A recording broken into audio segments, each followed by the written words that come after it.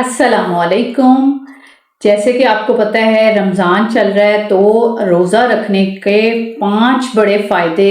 अगर आपको फाइब्रॉइड्स हैं, यूट्रस में रसोलियाँ हैं, एंडोमेट्रियोसिस है, कोई भी पीसीओएस का इशू है या वज़न कम करना चाहते हैं तो रोज़ा रखने के 5 बड़े फ़ायदे मैं आपको बताऊंगी कि आपको रोज़ा रखने का कितना सवाब और कितना फ़ायदा मिलता है अगर आपके फाइब्रॉइड्स हैं। तो आज की वीडियो शुरू करते हैं। जी, आज का मेरा टॉपिक है, अगर आपको फाइब्रॉइड्स का इशू है तो फास्टिंग यानी रोज़ा रखना कितना फ़ायदेमंद है। क्योंकि हदीस भी है कि रोज़ा सेहत है और बीमारियों से छुटकारा है। और रोज़ा क्या आप अगर इसमें रोज़ा रखते हैं तो एक तो हार्मोन बैलेंस होते हैं, और क्या रोज़ा इंटरमिटेंट फास्टिंग फाइब्रॉइड्स को कम कर सकता है, और फाइब्रॉइड्स के पेशेंट के लिए रोज़ा क्यों ज़रूरी है।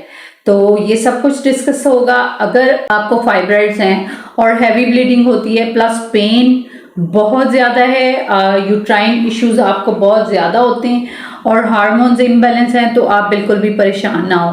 तो रोज़े आपके लिए सरप्राइजिंग गिफ्ट हो सकता है और ये आपको बहुत ज़्यादा फ़ायदा दे सकते हैं फाइब्रॉइड्स के पेशेंट्स को।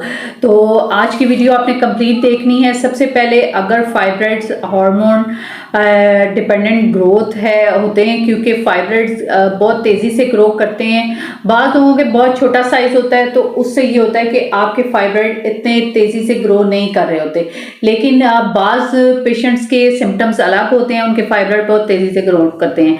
अगर फाइब्रॉइड्स प्लस डाइट, लाइफस्टाइल और उनकी ग्रोथ पर बहुत अच्छा असर करते हैं, इफेक्ट करते हैं। अगर आपकी डाइट और लाइफस्टाइल अच्छा है तो ठीक है।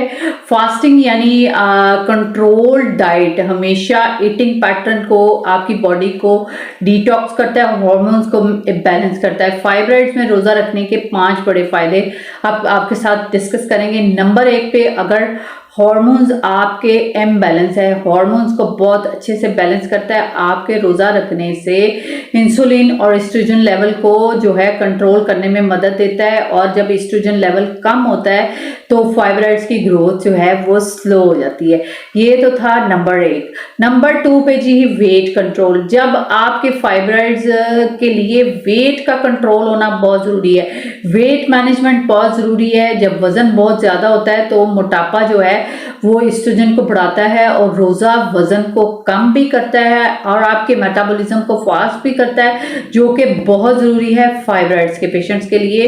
लिहाजा बेहतरीन रमज़ान आपके लिए होता है कि आप इसमें वेट मैनेजमेंट बहुत अच्छे से कर सकते हैं। बहुत ज़्यादा एक्सेसिव फूड से बच जाएं और अच्छा रोज़ा अफ्तार करें, हेल्दी डाइट लें तो आपके लिए हेल्दी होगा। नंबर 3 पे जी, इन्फ्लामेशन को कम करता है। जितने भी, अगर आप देखें, अगर आपको फाइब्रॉइड्स है या पीसीओएस है या वज़न ज़्यादा है, कोई भी इशू है, तो बॉडी में सोजिश ज़रूर होती है, इन्फ्लामेशन होती है, आपकी बॉडी बहुत भारी लगती है, आपका चेहरा सूजा हुआ लगता है, आपके यानी फाइब्रॉइड्स के मरीजों को इन्फ्लामेशन होती है। तो ये बेस्ट ऑप्शन है, रमज़ान में आपकी इन्फ्लामेशन भी कम होगी। नंबर 4 पे, डिटॉक्स स्पोर्ट। जब आप रोज़ा रखते हैं तो आपका लिवर डिटॉक्स करता है, आपके एक्सेसिव जो है वो टॉक्सिक रिलीज होते हैं, हार्मोन्स जो हैं वो एस्ट्रोजन को बैलेंस करता है, और आपकी बॉडी यानी क्लियर होती है। टॉक्सिक रिलीज होते हैं तो डिटॉक्स होती है। लिवर डिटॉक्स होगा तो बॉडी जो है वो ऑटो सिस्टम पे लग जाती है और बॉडी जो है बहुत ज़्यादा अच्छा वर्क करती है। नंबर 5 पे, इंसुलिन रेजिस्टेंस पेशेंट, जिनको इंसुलिन रेजिस्टेंस का मसला होता है, फास्टिंग में इंसुलिन जो है वो बहुत जो है अच्छा काम करती है, आपके इंसुलिन भी बैलेंस हो जाती है। और क्या होता है कि जब आपके इंसुलिन रेजिस्टेंस होती है तो आपको जो है इसमें भी रोज़ा रखने में आपको बहुत ज़्यादा हेल्प मिलती है। अब ये तो थे वो 5 बड़े फ़ायदे जो कि आपको रोज़ा रखने से होगा, और रोज़ा जो है वो सेहत भी है, और ये आपकी बॉडी में जितने भी ग्रोथ और इन्फ्लेमेशन के सेल्स ग्रो कर रहे होते हैं, रोज़े में अल्लाह ताला ने इतनी बरकत और इतनी वो बीमारियों से छुटकारा रखा है। और आज ये रिसर्चेस साबित कर रही हैं कि कैंसर के मरीज जब इंटरमिटेंट फास्टिंग करते हैं तो जब हम 12 से 14 घंटे गुजरते हैं तो कैंसर सेल जो है वो बॉडी में, उनको जब कुछ खाने के लिए नहीं मिलता तो आपकी बॉडी एक ग्रोथ सेल बनाती है जो कि हेल्दी सेल होता है, और वो कैंसर को जो है वो तबाह करती है। और आपके जितने भी इस तरह के टॉक्सिक सेल्स होते हैं, जैसे फाइब्राइड्स है, पीसीओएस है, इस तरह के एंडोमेट्रियोसिस है, पॉलिप्स हैं, कुछ भी इस तरह का है, तो आपको बहुत ज़्यादा हेल्प मिलती है जब आप 12 से 14 घंटे का रोज़ा रखते हैं। मैं तो आम रूटीन में भी सजेस्ट करती हूँ कि आप मंडे का और थर्सडे का रोज़ा ज़रूर रखें, कुछ लोग फ्राइडे को भी रखते हैं, तो ये आपके लिए हेल्दी ऑप्शन है। अगर आप 10 दिन बाद या हफ्ते बाद एक रोज़ा रख लेते हैं, या 15 दिन बाद भी एक रोज़ा रख लेते हैं, तो आपकी बॉडी जो है वो ऑटो सिस्टम पे लग जाती है, आपकी बॉडी जो है रिफ्रेश होना शुरू होती है। और